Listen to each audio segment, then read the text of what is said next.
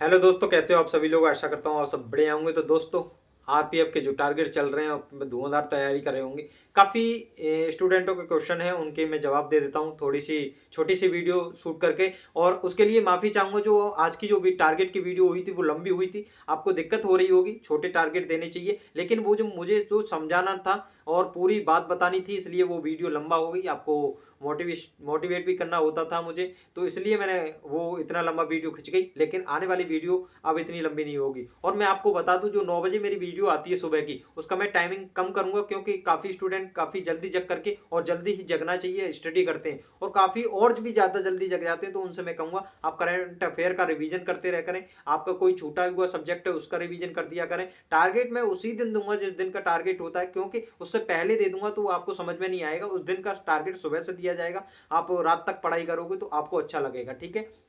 तो इसलिए मैं पहले ही टारगेट दे देता हूँ सुबह को। और सुबह को ये वीडियो मैं 8 बजे डाला करूंगा, 8 बजे। 8 बजे से आप पहले भी पढ़ाई कर रहे हो या जग जाते हो और उससे पहले पढ़ाई कर रहे हो, ये अच्छी बात है। तो आप और चीज का रिवीजन करें, आपको मौका मिल रहा है, मॉक का एनालिसिस करें। और मॉक देखो सेक्शनल वाइज दें, क्योंकि मैथ का अलग दें, रीजनिंग का अलग दें, जिससे कि आपकी स्पीड बन जाएगी, ठीक है। और जो मैथ और रीजनिंग के अंदर कम स्कोर कर पा रहे हैं, जिनका अच्छा स्कोर नहीं हो रहा है, देखो कोई टीचर ऐसा नहीं समझाएगा आपको, कोई टीचर ऐसे नहीं बताएगा। मैं स्टूडेंट के पर्पज के हिसाब से ही, उस हिसाब से ही बात करता हूँ। एक मैं स्टूडेंट हूँ तो मैं स्टूडेंट की प्रॉब्लम जानता हूँ कि इसको क्या दिक्कत आ रही है। देखो मैथ के अंदर काफी स्टूडेंटों का स्कोर कम आता है। वो एक स्टूडेंट हमसे कह रहे थे कि पीवाईक्यू लगाने से ऐसा नहीं है कि पेपर उससे ही आ जाएगा। लेकिन आपको एक बात बता दें, आपके पास इतना टाइम नहीं है, आपने रिसर्च करनी है। आपको एसएससी सीटेट और कैट वेट के, यूपीएससी के, ये सब क्वेश्चन लगाने। नहीं नहीं नहीं भाई, बहुत गलत बात है। आज के जो अभी पेपर हुए थे, ईएलपी सीबीटी 2, वो सॉरी ईएलपी सीबीटी 1 हुआ था, टेक्नीशियन हुआ था, जेई हुआ था,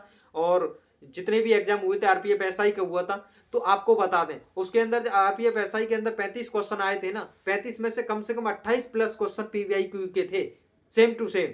आपको विश्वास नहीं होगा, उन क्वेश्चनों को देखिए और पीवाईक्यू देखिए। सेम टू सेम का मतलब ये होता है कि वैल्यू चेंज हो सकती है, और पैटर्न सेम था, वही फॉलो किए गए थे। और आपका बेस मजबूत है, तो आपको थोड़ा बहुत घुमा दिया जाए तो क्वेश्चन ऐसा नहीं कि आप कह देंगे कि बिल्कुल अलग पैटर्न से क्वेश्चन आया था, ऐसा कुछ नहीं है। आप जब तक देखो, किसी भी टॉपर से बात कर लीजिए, हमने तो देखो बात कर रखी है और हमने अपनी लाइफ के अंदर भी फॉलो किया है। जब तक आप पीवाईक्यू नहीं लगाओगे और सिलेबस से अलग आप कोई भी चीज पढ़ रहे हो, तो वो आपकी बेवकूफी है और आप सिलेक्शन से बाहर हो। ये हम काफी साल से करते आए और हमने धक्के खाए हैं, जो कि हमको टारगेट के हिसाब से ही चीजें पढ़नी चाहिए थी और टारगेट के हिसाब से ही फॉलो करनी चाहिए थी। हमको कौन सी बुक पढ़नी चाहिए थी, कितनी बार पढ़नी चाहिए थी, हमने भी कम से कम 50 नहीं, हमारे पास 100 बुक होंगी, जो इकट्ठी कर करके हमने अपने घर पे पहुंचा दी, जिनका कोई मतलब नहीं था। रीजनिंग की हमने कम से कम 10 बुक हमारे पास रखी है। आप विश्वास नहीं करोगे, जो कि हम उन चीजों को आज समझ पाते हैं कि हम इतनी बुक क्यों लेते थे। एक बुक में ही तो सेम क्वेश्चन है। पीवाईक्यू लगाइए, और पीवाईक्यू जिसने लगाया है वो अपनी जिंदगी में आज अपनी सेटल है और जॉब ले गया है। तो पीवाईक्यू का इतना बड़ा रोल होता है, जिससे कि आपको समझ में आता है कि पैटर्न कैसा आ रहा है, कैसे क्वेश्चन आ रहे हैं, किस चैप्टर से कैसे क्वेश्चन बन रहे हैं। कहीं हार्ड तो क्वेश्चन नहीं बन रहे, हार्ड कुछ भी नहीं होता है, सब सेम सेम क्वेश्चन होते हैं। और बेसिक मजबूत है आपका, और बेसिक से अगर क्वेश्चन को समझ गए आप, डायरेक्ट ऐसा नहीं, ट्रिक से, जब बेसिक से आप क्वेश्चन को समझ जाओगे तो आप कोई भी एग्जाम नहीं, कोई भी चैप्टर क्लियर कर लोगे। ऐसा क्लियर हो जाएगा कि आप सोच भी नहीं सकते कि हम एग्जाम में ऐसा ही कर रहे थे। और देखो बात रही, देखो सभी क्वेश्चन कर तो लेते हैं, सभी क्वेश्चन कर तो लेते हैं आराम से, टाइमिंग दे करके। काफी 5-5 मिनट में क्वेश्चन ले लेंगे, रूम पे बैठे होंगे तो आराम से कर देंगे, आता आपको सब कुछ है। लेकिन एग्जाम के अंदर नहीं हो पाता, क्योंकि वहां पर आपकी हार्ट बीट तेज होती है, एकदम प्रेशर सबसे ज्यादा तगड़ा होता है, माइंड पर हावी होता है, टेंशन सी होती है, अरे यार कहीं ऐसा ना हो क्वेश्चन छूट जाए, नंबर कम आए, ये वो। तो काफी टेंशन होती है, वो आपकी वहां पर लाइफ चेंज होने वाली होती है।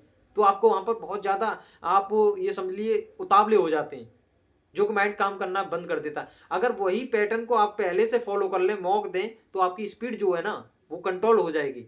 आप कम समय में क्वेश्चन को कर लोगे। एक बार दिक्कत होगी, 2 बार दिक्कत होगी, कभी किसी के मैथ के मॉक लगा रहे हैं, 35 क्वेश्चन है आरपीएफ के अंदर, तो 35 में आपके 15 ठीक हो रहे हैं, टेंशन नहीं लेनी, डिमोटिवेट नहीं होना। धीरे धीरे आपको मॉक लगाना ही है, एक ना एक दिन आपका स्कोर देखना, 35 थे वहां 30 करने लग जाओगे।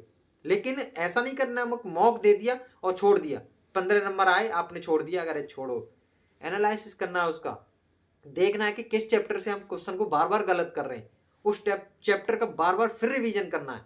और हमने पीवाईक्यू के लिए बता दिया, जो बुक बता रहे थे आदित्य रंजन सर की, आपको सबसे ज़्यादा आसानी हमने कर दिया। अगर समझ में नहीं आ रहा तो आदित्य रंजन सर जो अर्थमेटिक के चैप्टर करा रहे हैं वो सबसे अच्छी बात है। जो आरपीएफ में अर्थमेटिक आ रहा है वो सॉल्व करा रहे हैं, शॉर्ट मेथड में करा रहे हैं, वहां से सॉल्यूशन देख लें और उनको पढ़ लें। एक बार पढ़ के फिर उसके बाद खुद लगाएं।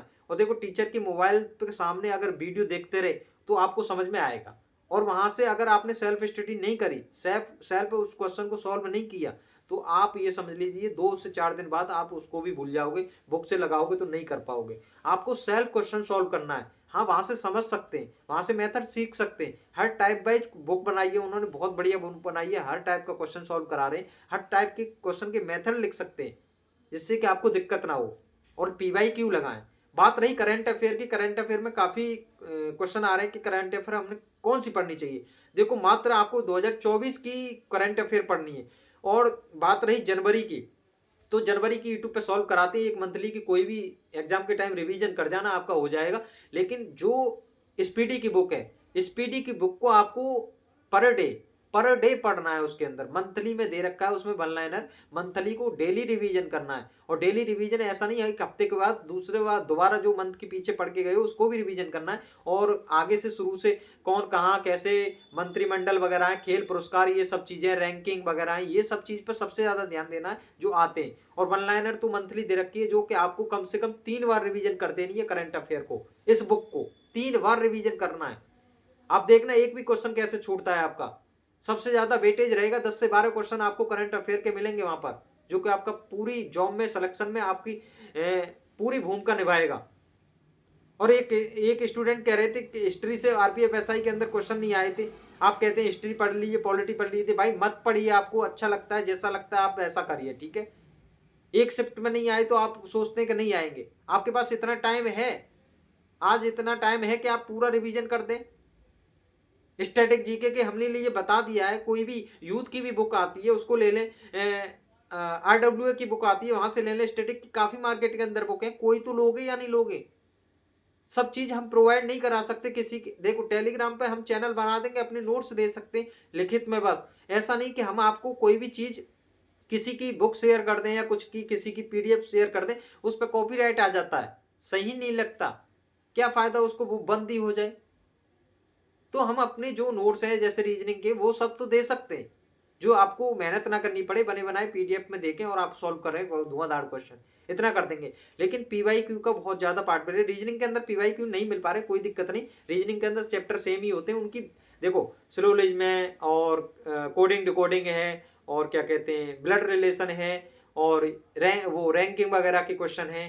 तो ये सबसे ज्यादा चैप्टर पर रिवीजन करना है आपको। ये 4-5 चैप्टर है ना, कथन निष्कर्ष वगैरह, इन पर सबसे ज्यादा चैप्टर पर रिवीजन करना है। इनको भूल मत जाना, जो कि सबसे ज्यादा 35 क्वेश्चन में से कम 25 क्वेश्चन इन्हीं चैप्टर से आएंगे, जो कि क्लॉक है, कैलेंडर है, ये फालतू की चीजें हैं। और जो नॉर्मल रीजनिंग है, डायग्राम वगैरह वाली जो रीजनिंग आती है, कैसे क्या है जो पूछते हैं सीरीज पैटर्न में, उसको आप 1-2 बार रिवीजन कर लें। पैटर्न चेंज हो सकता है तो हो सकता है, लेकिन इन जो चैप्टर हैं जो आपका टाइम खराब करते हैं, जो अदर क्वेश्चन को नहीं करने देते, तो इसके लिए आप इन चैप्टरों को जरूर पढ़ें जो सबसे ज्यादा टाइम खाते हैं। इन पर जितनी अच्छी प्रैक्टिस कर लोगे, जितने अपने पेन से घिस लोगे हर हर क्वेश्चन को, जितने बार निकाल लोगे, आपकी स्पीड उतनी ही तेज हो जाएगी। एक बार करके तो देखिए, विश्वास तो मानिए मेरा।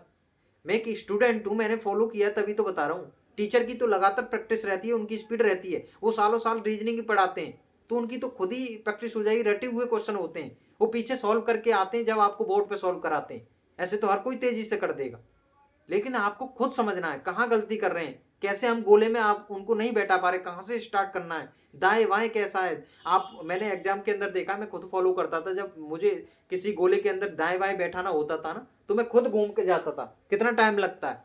जब मैंने सोचा ये तो बहुत बड़ी बेवकूफ़ी है, जब मैंने खुद देखा कि प्रैक्टिस करके देखा, एक बार दाएं बाएं ऐसे मुड़ देख लिया और अपना एक इमेज बना ली माइंड के अंदर, गोले के अंदर अंदर केंद्र करके बैठा है तो दाएं इधर होगा, बाएं इधर होगा, ऐसे मैंने बना लिया।